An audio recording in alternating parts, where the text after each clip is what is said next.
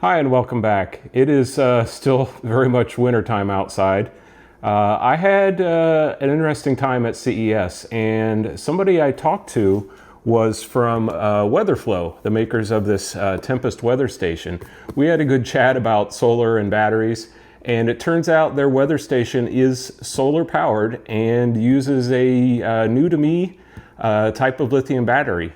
It uses a lithium titanate battery, which is a very low energy density battery in relation to the others in the lithium family, but it has a very, very long cycle life and is known for its extreme temperature range. I think it'll function down to like minus 40 Fahrenheit and up to well over 100 degrees safely. So let's get this out of the box, and they suggested I try one. So let's get this out of the box and see what we got to work with here.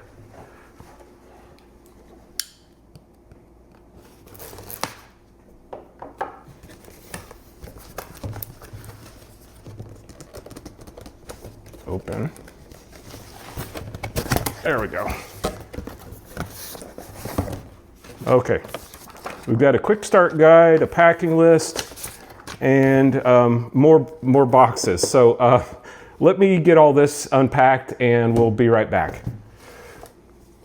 Okay, so here's what's in the box. You have the this is the weather station. It's something unique about this. It doesn't have the anemometer vanes. It uses like ultrasonic wind direction and intensity sensing. There are little sensors up underneath here, and yeah, sensors everywhere.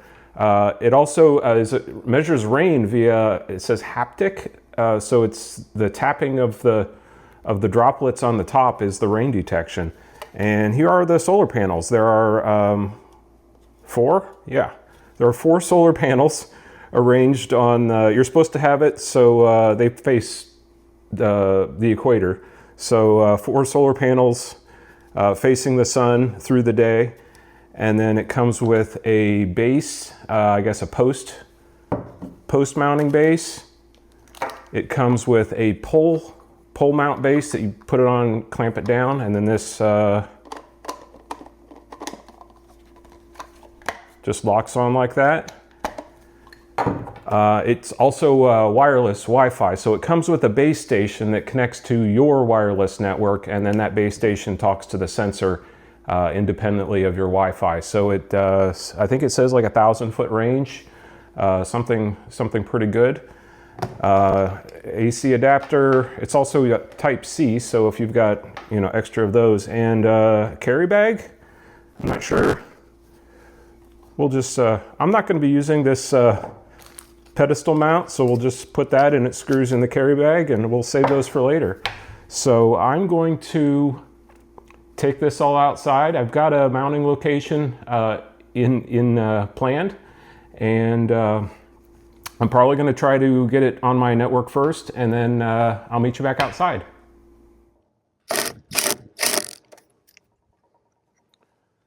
Okay, welcome to the rear corner of my backyard. I've got here 2 metal conduit clamps and a piece of scrap conduit with a nice looking sort of decorative hook at the top of it that I'm going to put in there and put the Tempest on top. So let me first get the, oh, by the way, north is just to the right of this fence line a few degrees. So I'm going to arrange it so the hook swoops out into my yard. So let me put the base on there. And there's a little arrow on the top of the base as to which direction north should be. So let me just sort of eyeball that.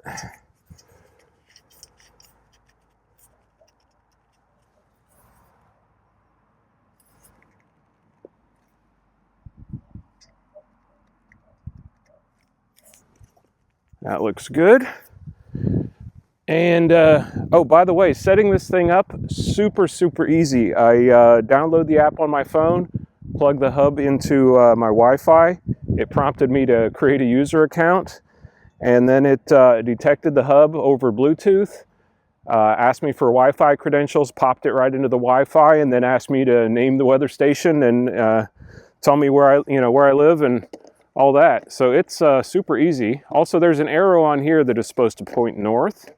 So I will just snap those two together. And then let's see if I got this right with my cable clamps. It also suggests a mounting height of 6 feet off the ground, which is about my height, actually. I'm going to put it a little higher than that. About right there looks good.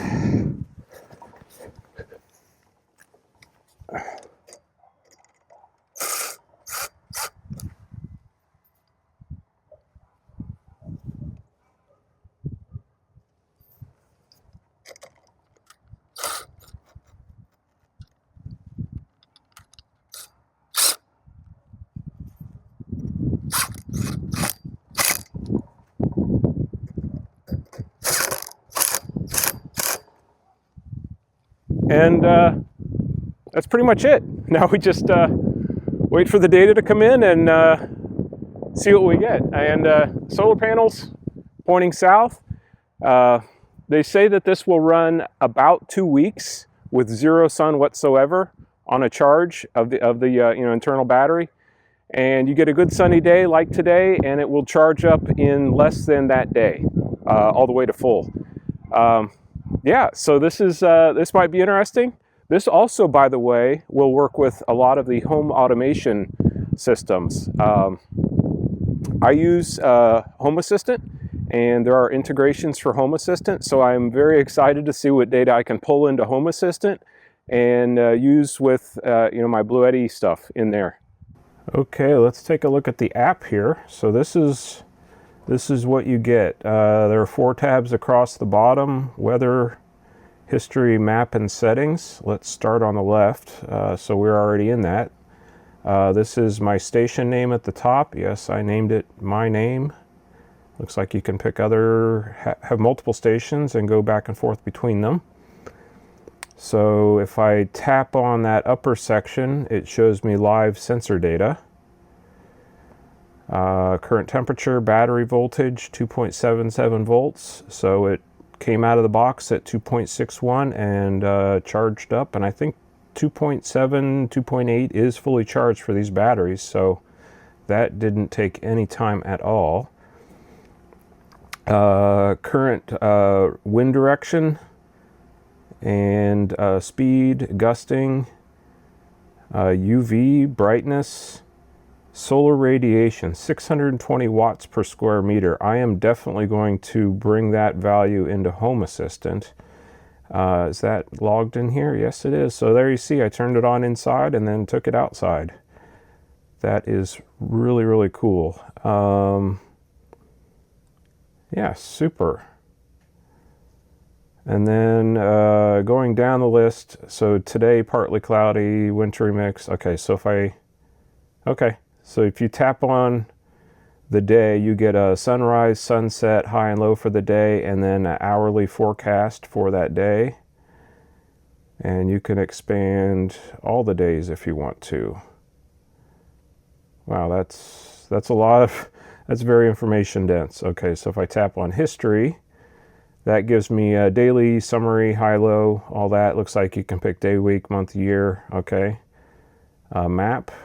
Yep, that's me just outside of Louisville. Settings. So you can pick your default units and all that. Super neat. So there you go. That's a little overview of the Weatherflow app. All right. Thanks for watching.